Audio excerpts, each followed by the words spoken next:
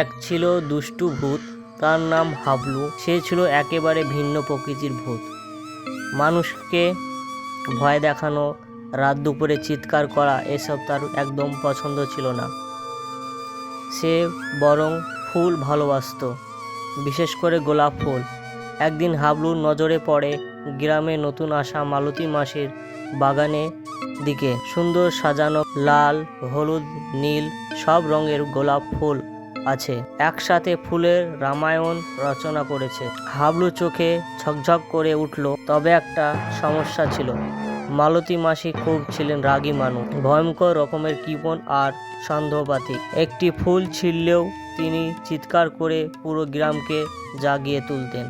হাবলু ঠিক করলো সে রাতে গিয়ে চুপি চুপি গোলাপ ফুল চুরি করবে। রাত 12টা বাজতেই সে ছুটে গেল বাগানে, নরম পা ফেলে ঢুকলো বাগানে।